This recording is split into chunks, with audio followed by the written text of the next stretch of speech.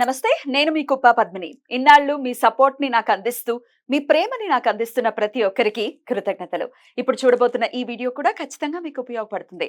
Like, share and subscribe చేసి మీ ఇష్టాన్ని అలాగే మీ సపోర్ట్‌ని నాకు అందించండి. అలాగే ఈ వీడియో పట్ల మీ అభిప్రాయాన్ని కామెంట్ సెక్షన్‌లో కామెంట్ చేసి నాకు తెలియజేయండి. నమస్తే.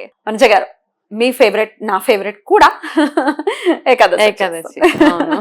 భాద్రపద బహుళపక్ష ఏకాదశి, ఇందిర ఏకాదశిగా జరుపుకునేటటువంటి ఏకాదశి వస్తోంది కాబట్టి మరి ఈ ఏకాదశి వైశిష్ట్యం ఏమిటి? శనివారం వస్తోంది. లాస్ట్ టైం కూడా శనివారం వచ్చింది, అలాగే వస్తాయి జనరల్ గా. మరి ఈ శనివారం వచ్చేటటువంటి ఈ ఇందిర ఏకాదశిని ఎలాగా యూటిలైజ్ చేసుకోవాలి? ఓకే, అయితే ఈ ఇందిరా ఏకాదశి పితృపక్షాల్లో వస్తుంది కాబట్టి ఈ ఏకాదశిని మనం మన పెద్దవాళ్ళకి డెడికేట్ చేసేయచ్చు. ఓకే, మామూలుగా ఏకాదశిలు చేసేవాళ్ళు రెగ్యులర్గా చేసే విధానం ఏదైతే ఉంటుందో ఆ విధానం అలాగే చేసుకుని ప్రత్యేకించి మన పితృదేవతలు సద్గతి చెందాలి అని మనం చేయాల్సిన ఈ ఏకాదశిని చక్కగా జరుపుకోవచ్చు అనమాట. అయితే ఏమంటారంటే పితృపక్షాల్లో యాక్చువల్గా మనకి ఇంపార్టెంట్ డేస్ కొన్ని ఉంటాయి. ఒకటి ఏకాదశి, ఒకటి అమావాస్య, ఇలాగా గురువారం ఒకటి. గురువారం కూడా చాలా చాలా ఇంపార్టెంట్. అష్టమి రోజు వచ్చిన గురువారము, శనివారము, ఆదివారం, ఇవి ఇంపార్టెంట్ డేస్. సో ఈ రోజుల్లో మనము ప్రతిరోజు చేసినా చేయకపోయినా ఈ రోజుల్లో ప్రత్యేకించి వాళ్ళ కోసం కేటాయించబడింది అనమాట. సో ఆ రోజులు మీరు ఏకాదశి మీరు రెగ్యులర్ గా చేసే పూజ ఏదైతే ఉందో, విష్ణు ఆరాధన ఏదైతే ఉందో చక్కగా చేయండి. అంటే ఏ రూపంలో కొలిచిన కృష్ణుడికి పూజ చేస్తారు, వాసుదేవుడు, విఠలుడికి పూజ చేస్తారు, వెంకటేశ్వర స్వామికి చేస్తారు.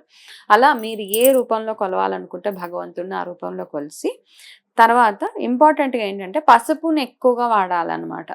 ఈ నార్మల్ గా కూడా ఈ పితృపక్షాలు అవుతున్నప్పుడు అంటే మీరు ఇంత దాకా చేయకపోయినా ఇక ముందు ఈ వీడియో చూసిన తర్వాత మీరు స్నానం చేసుకునే నీళ్ళల్లో కొంచెం పసుపు వేసుకొని స్నానం చేసుకుంటే ఈ చాలా అంటే మనకి వాళ్ళ ఆశీర్వాదం బాగుంటది అని అంటారనమాట. అంటే పితృదేవతలకు మనం ఏది చేసినా పసుపు రంగుతో ఎక్కువగా ఉండేలాగా చేస్తాము. దానితో పాటు ఏకాదశి వచ్చింది అంటే విష్ణుమూర్తికి ఇష్టమైన తిథి ప్లస్ రంగు పసుపు కాబట్టి పసుపు పూలు, పసుపు వస్త్రాలు, పసుపుగా ఉండే ప్రసాదాలు ఇవన్నీ పెడుతూ ఉంటాం ఆ రోజు.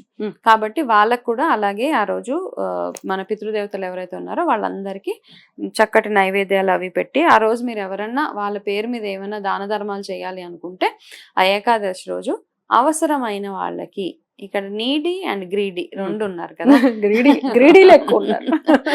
నీడీ వాళ్ళకి మాత్రము ఎవరికైతే నిజంగా అవసరం ఉందో వాళ్ళకి మీరు ఏదైనా ఇవ్వండి. అంటే ఏది ఇవ్వాలి ఏది ఇవ్వకూడదని కదా, వాళ్ళకి అవసరం ఏంటి అంటే ఎస్పెషలీ ఏమంటారంటే మనం వండి పెట్టాలి. యాక్చువల్ గా ప్రొసీజర్ అది మన చేత్తో, అంటే ఆ ఎఫర్ట్స్ ఉండాలి. ఎఫర్ట్స్ వాళ్ళ పేరు మీద ఏమైనా మీరు ఏమంటాం బియ్యం ఇవ్వడం అంటాం, పొత్తర్లు ఇవ్వడం అంటాము. ఆ ఇచ్చే ప్రొసీజరు కాస్త కొంచెం అమెండ్ చేసుకుందాం. మనకేంటంటే టైం కన్స్ట్రెయింట్స్ వల్లనో ఎవరికో ఫోన్ చేసి అన్ని ప్యాక్ చేసి రెడీ పెట్టండి ఇచ్చేస్తాం కాకుండా మామూలుగా లేదు అంటే ఇంట్లో ఇచ్చుకునే ఆప్షన్ ఉంటే మీరు ఇంటికి పిలిచి ఎవరినైనా బ్రాహ్మణ్ణి ఇంటికి పిలిచి వాళ్ళకి దానాలు ఇవ్వడం చేసుకోండి.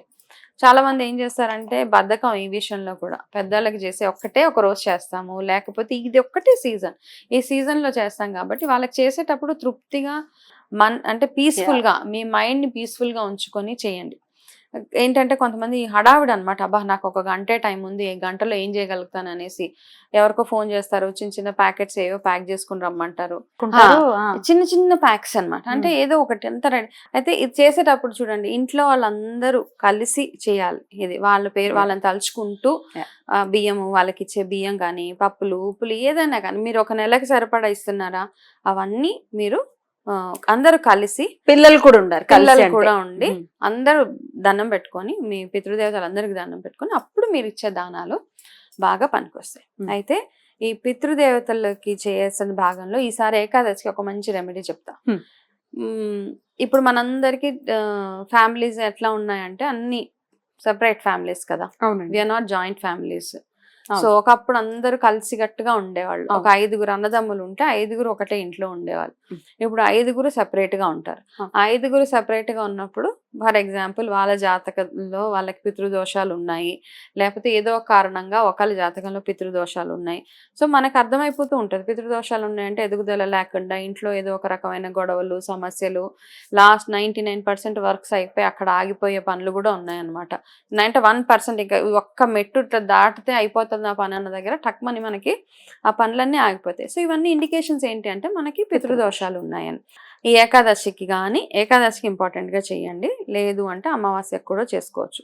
మీ ఫ్యామిలీలో ఎంతమంది అయితే ఉన్నారో మీ ఇంటి పేరు ఉన్న వాళ్ళందరూ కొంచెం కొంచెం డబ్బులు వేసుకోండి. ఎంతైనా ఓకే, 100 రూపీస్ అంటారా, 1000 మీ ఇష్టం, మీ స్తోమతకి తగినంత డబ్బులు అన్నీ పూలింగ్ చేయండి. అంటే ఒక దగ్గర చేసుకోండి. అవి ఒక 10,000 5,000 ఎంత అయితే ఆ డబ్బులు అన్నిటితో కలిపి అప్పుడు అందరు డబ్బులు కలిపి అప్పుడు మీరు పెద్దవాళ్ళకి ఏదైనా కార్యక్రమం జరిపిస్తే వాళ్ళ బ్లెస్సింగ్స్ ఎవరైతే ఉంటాయో మీ అందరికీ ఉంటాయి అన్నమాట.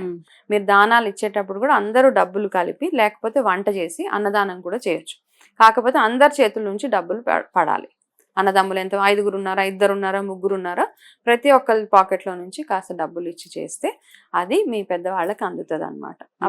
ఎప్పుడైతే అందరూ కలిసి ఉంటామో, ఒకప్పుడు అలాగే ఉండేది. అప్పుడు ఇన్ని కష్టాలు కూడా లేవేమో.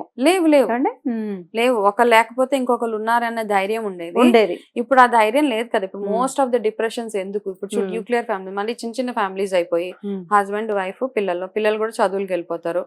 లాస్ట్ ఉండేది ఇది వైఫ్ అండ్ హస్బెండ్. వాళ్ళలో ఒకరికి ఆరోగ్య సమస్య వస్తే ఇంకొకరి ఆలోచన ఏముంటది, అయ్యో నా లైఫ్ లో ఎవరు లేరే, వీళ్ళు కూడా లేకపోతే నా పరిస్థితి ఏంటి అన్న క్వశ్చన్ మార్క్. కాబట్టి అట్లీస్ట్ ఇట్లాంటప్పుడన్నా అందరూ కలిసి పెద్దవాళ్ళకి చేస్తే బాగుంటుంది. రైట్, తప్పకుండా చక్కటి రెమెడీ కూడా చెప్పారు. ఇక ఉపవాసం ఉండేవాళ్ళు అవన్నీ తెలిసినదే. శనివారం వస్తుంది కదా, అయితే రావి చెట్టుకి పూజ ఖచ్చితంగా ఈసారి చేయండి. ఎలా చేయమంటారు?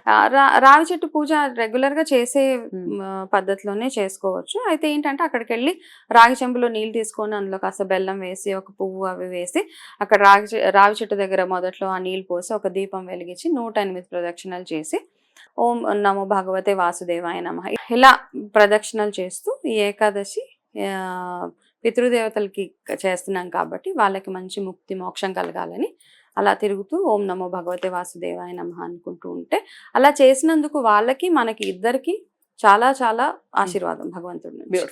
అలా అందాలి మన వాళ్ళు ప్రతి ఒక్కరికి అని మనస్ఫూర్తిగా కోరుకుంటూ చాలా బ్యూటిఫుల్ గా ఎక్స్ప్లెయిన్ చేశారు. కృతజ్ఞతలు. నమస్తే.